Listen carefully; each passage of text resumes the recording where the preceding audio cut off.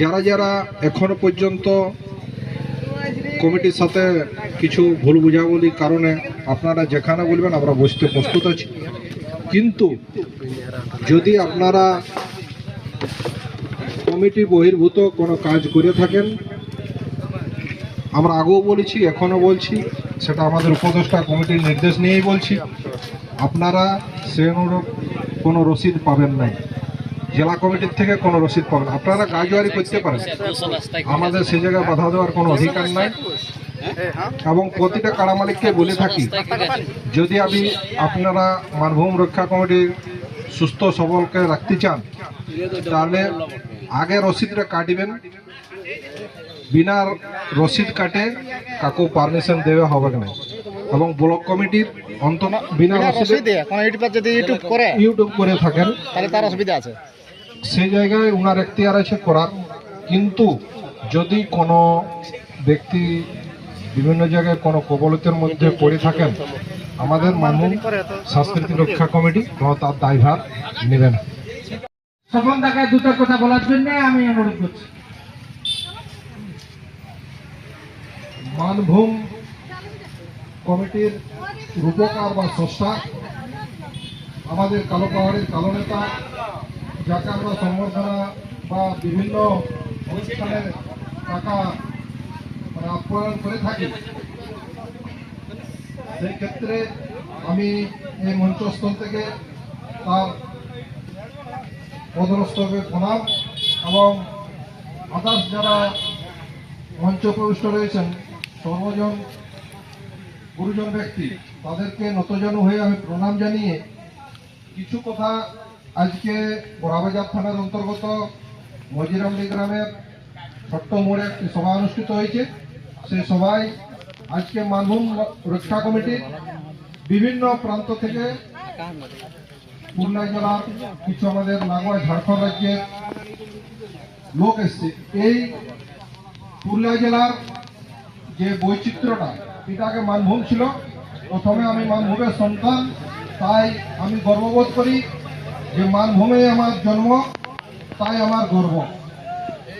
আজকে যদি মানভূম না থাকতো, মানভূমের যে চিরাচরিত প্রথাগুলো রয়েছে, আজকে আমাদের বয়োজ্যেষ্ঠ লোকেরা আমাদের হয়তো জন্ম নেই বা কিছু এর সম্বন্ধে জানি না, তারপর তো বলি লড়াই হয়তো 100-200 বছর ধরে চলে আসছে। কিন্তু প্রাতিষ্ঠানিক যেটা রূপটা তারা লড়াইয়ের, সেটা কিন্তু আগে হয়তো গ্রামগঞ্জে টুকটাক হয়তো আমাদের ভাদ্র মাস পর্যন্ত আগে বড় ধান, মানে বড় বড় ধান থাকতো, সেই ধান লাগাই, তার আগে ঘাস টাস খাওয়াই, কিছু গ্রামের ছোট ছোট মাঠে লড়াই হতো। সেক্ষেত্রে তখনকার দিনে মানে সোশ্যাল মিডিয়ার যুগও ছিল না, বা আক্রমণাত্মক হলেও ওটা বাড়ির পিলারে সীমাবদ্ধ থাকত। কিন্তু আজকে আমাদের এই সাংস্কৃতিক রক্ষা কমিটি যারা স্থান পেয়েছেন, তাদেরকে একটা ভাবনা চিন্তার বিষয় আছে। এখন কিন্তু এই যুগটা হচ্ছে সোশ্যাল মিডিয়ার যুগ। সোশ্যাল মিডিয়ার যুগ বলতে আপনারা বিভিন্নভাবে, যেমন ইউটিউবটা আছে এখন আমাদের, যদিও সেরকমভাবে আমাদের কারা লড়াইটা চোখে পড়ছে না, কিন্তু ইউটিউবটা সরাসরি কারা লড়াইয়ের সাথে যুক্ত আছে। এবং এইখানে বনিবনাটা আমাদের মানভূম থেকে ছড়িয়ে পড়ছে শুধু আমাদের কলকাতা থেকে বিভিন্ন জায়গা পর্যন্ত। এবং আমাদের ছেলেমেয়েরা কিন্তু বাইরেও পড়াশোনা করছে, আমাদের এই কারাবাগানের ছেলেরা বাইরে কিন্তু পড়াশোনা করছে। কেউ পুরুলিয়া সৈনিক স্কুল থেকে, কেউ বা দুর্গাপুরে, কেউ আবার কলকাতাতে পড়াশোনা করছে। তাদের যে আচার আচরণ এবং তাদের মা বাবার যে আচার আচরণ, সেইখান থেকে কিন্তু উচ্চ পদে তারা যাচ্ছে। কিন্তু যাই করে যখন ইউটিউবের পর্দাটা তারা খুলছে, আমাদের যে কারা লড়াইয়ের আগে নিয়ে যাওয়ার একটা চেষ্টা, সেটা মনে হচ্ছে 100 বছর থেকেও মানে নিচে নামানোর চেষ্টাটা কিছু কিছু ব্যক্তি মানে প্রয়াসটা চালাচ্ছে। কারণ এই কারণটাই যে আগেকার যুগে সোশ্যাল মিডিয়া ছিল না, হয়তো বাড়ির পিলারে যেটা হয়তো সেটা ওখানে শেষ হয়ে যেত। কিন্তু এখন সোশ্যাল মিডিয়ার যুগে সেইটা লোকান্তরে ছড়িয়ে পড়ছে। এবং আমি তো এখনো পর্যন্ত দেখছি যে কমেন্টগুলো যদি আপনারা পড়ে দেখেন, সেই কমেন্টগুলো যদি পড়ে কেউ অনুভূতি করতে পারে তার মাথায় হাত পড়ে যাবে যে এইটা করে আমরা কি বিপদে না পড়ে আছি। যদি কিছু সংগ্রাম বা লড়াই করতে যাই করে কিছু আঘাত আসে শরীরে, সেটা দুঃখ লাগে না, কিন্তু মানবিকতার খাতিরে যদি কেউ আক্রমণ করে ভাষা দিয়ে, সেই ভাষাটা কিন্তু খুব বেদনাদায়ক এবং আমার পক্ষে গায়ে লাগা কথা। তাই বলছি, যারা যারা বয়োজ্যেষ্ঠ আছেন এবং যারা যারা পুরনো আছেন, যদি নতুন প্রজন্মের জন্ম না হয় তাহলে কিন্তু এটা দীর্ঘ বা চিরস্থায়ী হতে পারে না। কিছু কিছু ব্যক্তি বলছে কবেকার ও কবেকার ই কবেকার রাখোয়া, কিন্তু তারা এখন বৃদ্ধ হয়ে যেতে বসেছে, তারা কি আরো পাইবে?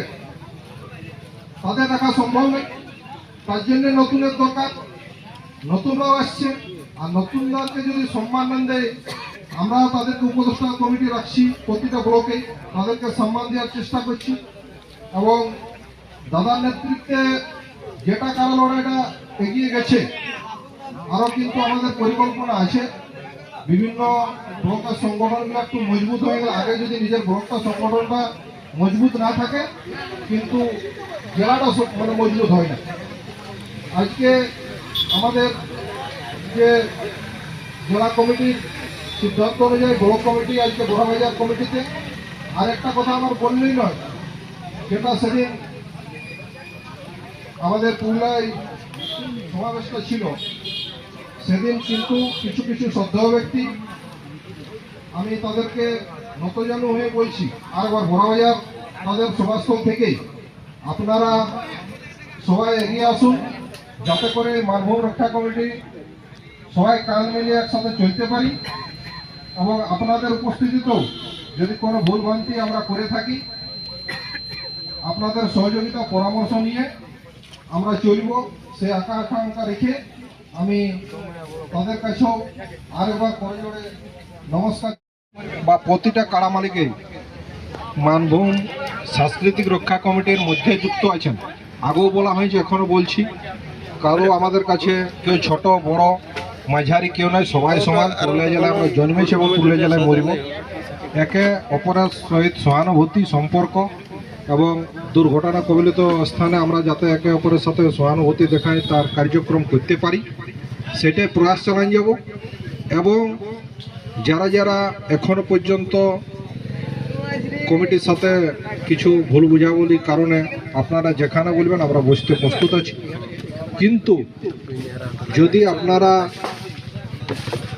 কমিটি বহির্ভূত কোনো কাজ করে থাকেন, আমরা আগেও বলেছি এখনও বলছি, সেটা আমাদের উপদেষ্টা কমিটির নির্দেশ নিয়েই বলছি, আপনারা সে অনুরূপ কোনো রসিদ পাবেন নাই, জেলা কমিটির থেকে কোনো রসিদ পাবেন। আপনারা গাজুয়ারি করতে পারেন, আমাদের সে জায়গায় বাধা দেওয়ার কোনো অধিকার নাই।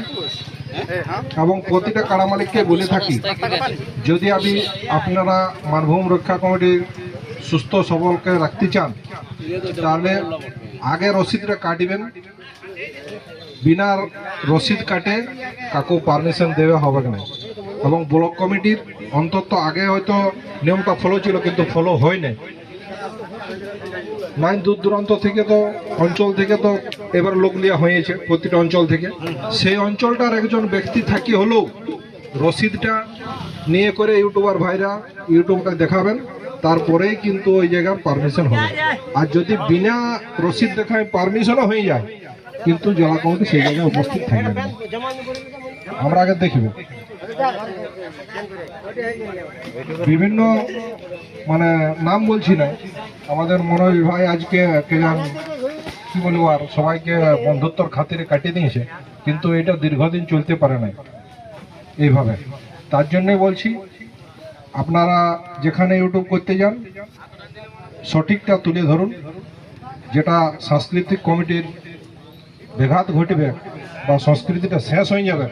আপনারাও এই পুরুলিয়া জেলার সন্তান, মানভূমের এই সন্তান, তাই আপনাদেরকে আরেকবার ভাই, ছোট ভাই, দাদা বা যারা বয়োজ্যেষ্ঠ আছেন তাদেরকেও বলে থাকি, আপনারা এই অচিরে মারহুম সাংস্কৃতিক রক্ষা কমিটির যেটা কাড়া লড়াইটা সেটাকে শেষ করে দিবেন নাই, এটা আপনাদের কাছে আহ্বান মিনতি করলাম।